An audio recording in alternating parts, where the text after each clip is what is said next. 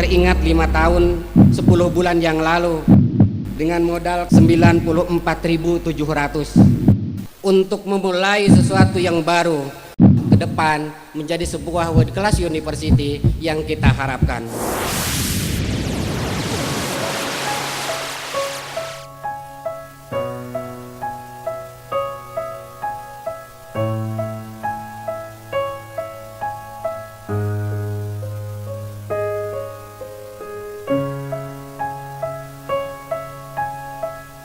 Sejarah pendirian STKIP Muhammadiyah Kuningan ini dimulai sekitar tahun 2008. 2008 itu saya masih kepala kantor pimpinan daerah Muhammadiyah Kuningan atau sekretaris eksekutif. Waktu itu saya ditanya oleh Pak Bandi, sepuhan kita, bila waktu itu bendahara pimpinan daerah Muhammadiyah Kuningan. Dia tanya sama saya itu, Pak Hatta, kira-kira bisa nggak kita punya perguruan tinggi? Ya bisa lah Pak, saya bilang begitu. Tapi gimana caranya? Kira-kira Pak Hasdar bisa nggak? Saya kira bisa. Kita bisa tanya banyak kawan-kawan kita kan yang sudah cukup lama mengelola perguruan tinggi Muhammadiyah kan begitu. Mungkin lalu bisa nggak gitu. Tapi waktu itu saya tanya sama Pak Bandi itu, kira-kira anggaran kita punya berapa sekarang? Waktu itu Pak Bandi agak mulai diam sebentar gitu ya. Ya itu kalau ditanya uang ya nggak ada. Saya lihat di kas itu hanya ada 94.700. Mendengar itu saya agak mikir juga waktu itu, gitu ya. Agak mikir gitu ya. Tapi saya termotivasi mendengar jumlah uang 94.700 itu, saya termotivasi. Saya langsung jawab aja, bisa Pak, dengan modal begitu kita bisa. Karena kita punya kekuatan, kelembagaan, keorganisasian kita punya kekuatan, nilainya lebih besar dari 94.700. Nah, sejak itu saya berkomunikasi dengan kawan-kawan yang mereka sudah berpengalaman kan begitu. Maka terbentuklah sekitar 5-8 orang awalnya itu. Dan cuman sebelum terbentuk itu, saya bilang kita butuh 1 orang. Saya kira yang agak lebih senior nih dalam kepanitiaan itu, yang sudah lama berkecimpung di perguruan tinggi. Pak Bandi bilang, siapa?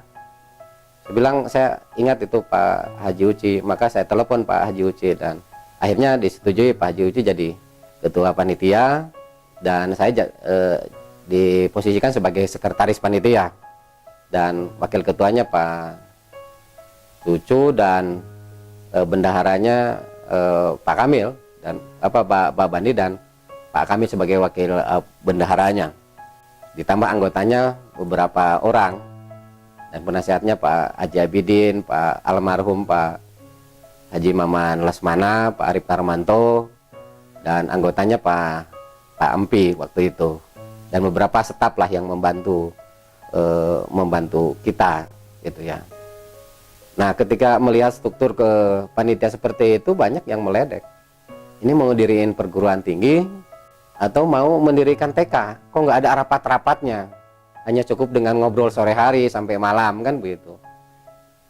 Ya nggak apa-apa, orang lain bilang kayak mau mendirikan TK. Yang penting panitianya seperti mendirikan TK, tapi jadinya perguruan tinggi kan luar biasa itu.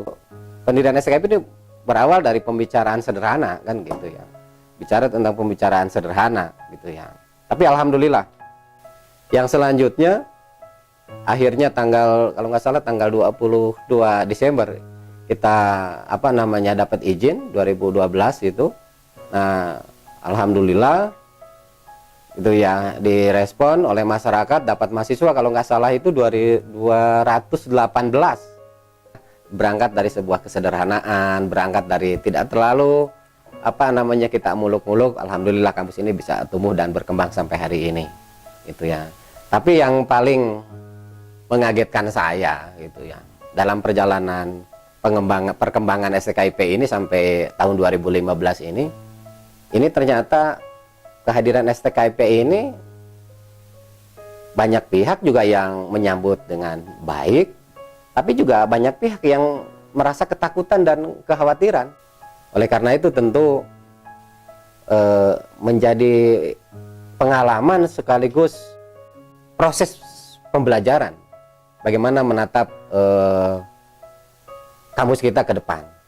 Kita punya blueprint 25 tahun ke depan mau dibawa kemana kampus ini.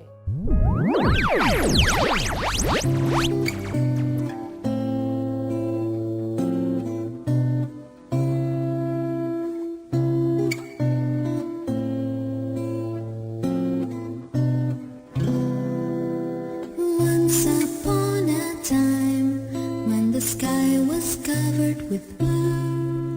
Once upon a time, when the sun was smiling too. We're just common people with an ordinary look. We're just common people with an ordinary love.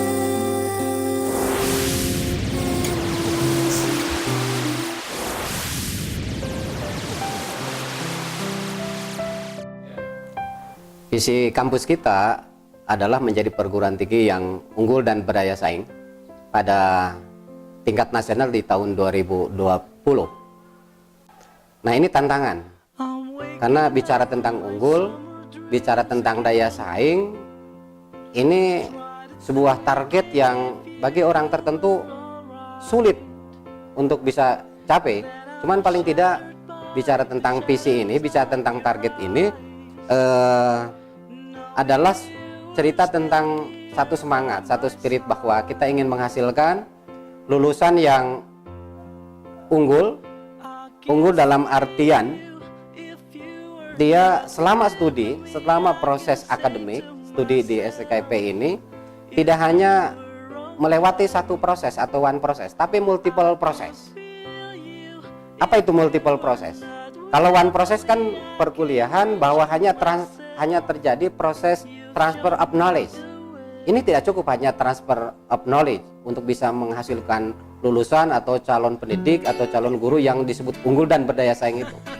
Multiple proses paling tidak ada 3 proses yang harus dilewati oleh lulusan kita sehingga bisa memiliki keunggulan dan daya saing itu. Yang pertama ada proses yang dilewati oleh yang bersangkutan adalah ada transfer of knowledge yang terjadi. Yang kedua ada transfer of skill. Dan yang ketiga adalah transfer of value, sikap, karakter, kan begitu. Itu disebut dengan multiple proses. Dan paling tidak kalau melewati multiple proses atau 3 proses ini bisa kita menghasilkan lulusan yang unggul dan siap bersaing, siap berkompetisi. Nah, program studi yang kita selenggarakan kan ada 6 program studi. Yang pertama adalah program studi PG PAUD, program studi PGSD, program studi matematika, program studi pendidikan olahraga, program studi pendidikan bahasa Sunda, dan program studi pendidikan teknologi informasi dan komunikasi. Alhamdulillah, satu proses jaminan mutu kita untuk program studi ini hari ini, seluruh program studi yang ada di kita sudah terakreditasi BAN PT. Selanjutnya, kita tidak cukup dengan lisensi terakreditasi BAN PT. Karena ada bicara multiple proses tadi, bicara tentang faktor-faktor pendukung. Multiple proses itu bisa tercapai dengan baik. Ada lembaga-lembaga pendukung dalam struktur hierarki kepemimpinan di lembaga kita di SKIP Muhammadiyah Kuningan. Yang pertama adalah lembaga penelitian dan pengabdian masyarakat. Karena bicara catur dharma perguruan tinggi Muhammadiyah, di dalamnya adalah ada penelitian dan pengabdian masyarakat. Titik tekan dari lembaga penelitian ini adalah ke depan setiap guru menyampaikan materinya itu harus by research, artinya berdasarkan hasil penelitian. Bukan hanya sekedar hasil baca, tapi harus berdasarkan penelitian. Yang kedua juga harus berbanding lurus dengan aspek-aspek kebutuhan masyarakat. Artinya ada aspek pengabdian masyarakat. Yang kedua juga untuk menyiapkan itu kita ada lembaga promosi dan pengembangan kemahasiswaan. Ini untuk menyiapkan bagaimana mahasiswa kita mendapat pembinaan yang lebih, bukan hanya ikut kuliah di ruangan. Dan yang kedua juga ada lembaga pengembangan dan penjaminan mutu ini yang mengendalikan, mengevaluasi penjaminan proses di kita. Dan yang keempat ada struktur badan usaha milik kampus, karena bicara tentang perguruan tinggi yang unggul dan berdaya saing ini akan berbanding lurus dengan beban biaya yang kita butuhkan. Hari ini kita kan hanya mengandalkan sumber pendapatan pembiayaan, bagaimana membawa kampus ini unggul dan berdaya saing kan hanya bersumber dari pendapatan mahasiswa SPP DPP. Ini kalau dalam penilaian sebuah lembaga pendidikan tinggi, kalau hanya mengandalkan biaya dari SPP DPP nggak mungkin cukup. Oleh karena itu perlu digali. Badan usaha milik kampus ini adalah untuk mencari potensi sumber pendapatan untuk membiayai kampus ini. Dan yang selanjutnya tentu berkaitan dengan ini perlu ditopang juga dengan sarana prasarana. Bagaimana proses penyiapan sarana prasarana pendukung sebagai penopang mimpi kita, sebagai alat untuk mencapai target visi kita menjadi perguruan tinggi yang unggul dan berdaya saing. Yeah. Oh, oh, to my stereo.